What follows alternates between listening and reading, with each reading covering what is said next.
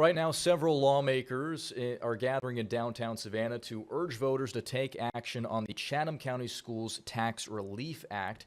It'll be on the ballot this November, and lawmakers say if approved, school property tax would be capped at your home's base year value without yearly inflation increases. We do want to take you out to a live look at the Savannah Area Chamber of Commerce, where a press conference is kicking off.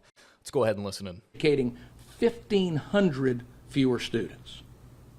Now, in that same time, by the way, if you're interested, admin costs, general administration costs have increased by 111%. Now, there's something else that a lot of people don't know. Statutory law only allows a school district to profit by 15% in a given year. What do I mean by that? To exceed their budget. If their revenues exceed their budget by 15%, by more than that, there's statutory prohibition against that. But in the last 3 years alone, they've exceeded that. So 3 years ago, by 30%. All right. So what does that mean? And indeed, recently, as our school board member here knows, an audit actually reprimanded the school district for doing so. So what does that mean? That means this year, $174 million were collected from local taxpayers beyond what the school board needed, even after that budget is increased by 53% literally in the last 7 years. So what does all that mean? Why do I give you all that data? I give you all that data to say this. Surely, we can all agree that homeowners have a right to a more robust homestead exemption. That's what it means. And if anybody wants this data, we vetted it very thoroughly and we're glad to share it. So we'll let others dig into why that is and to what they need to do with our local school system. But what we are all about is making sure that homeowners in Chatham County have reasonable, legitimate, and more robust tax relief. And that's why they need to get out and vote in November to do just that. My voting yes. Would you like to say anything, my dear? Yeah, please Stephanie do. Campbell. I'm District 7 School Board Representative, and I am in support of this because I find that it adds predictability without shortchanging children or education at all. In fact, we can still vote if we need to raise or lower anything and get what we need from it, but we will have to vote on it. And so I'm here to support the bill and answer any questions. Questions? This is a piece of very bipartisan legislation. How did y'all get together and decide that this was something that needed to be implemented in Chatham County? Thank you for the question. You know, 25 years ago, it was also bipartisan, and the only way that it could pass, because of our close numbers, was to be bipartisan. And that's really the way it ought to be, is both sides need to get together and work this thing out. We did that from the get-go. 25 years ago, we had 3 different taxing mechanisms. Was the only way we could get it passed, even on a bipartisan level. So we had one level which essentially froze property taxes minus the cost of cost of living increase. It just froze property taxes without a millage rate increase.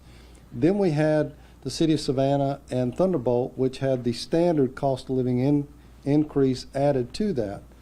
And then we had the school system, which insisted on a workforce, some sort of workforce cost of living increase, which was the highest. So, you know, God bless those folks down at the tax office to try to figure all this out.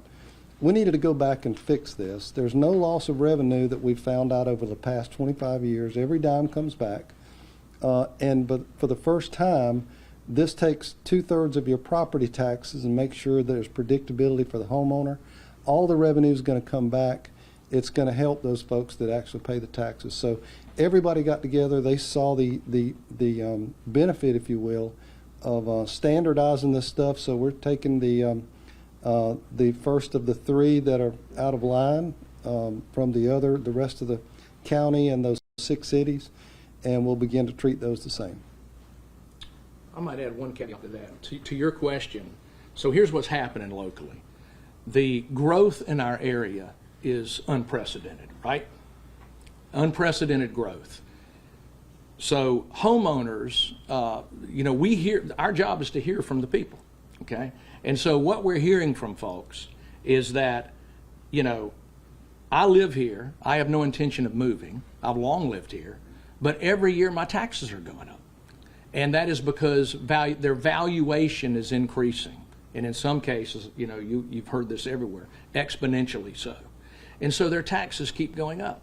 And so that feedback is really, you know, we've got to hear that. That's what prompts most of this. And then at the same time, when you discover that literally, I don't know if y'all are aware, 49% of all of our school funds go to teachers, only 49%. Now, most people think that most of our money obviously would be going to teachers because that's basically what you're doing, right? You're teaching. It's not the case. In the state of Georgia, and certainly in Chatham County, about 49% of all of those revenues, close to $1 billion now, correct? $924 million in Chatham County alone. Less than half of that's going to teachers. So this imbalance, I think, is recognized by the people, and they want relief. So I just wanted to add that to the conversation.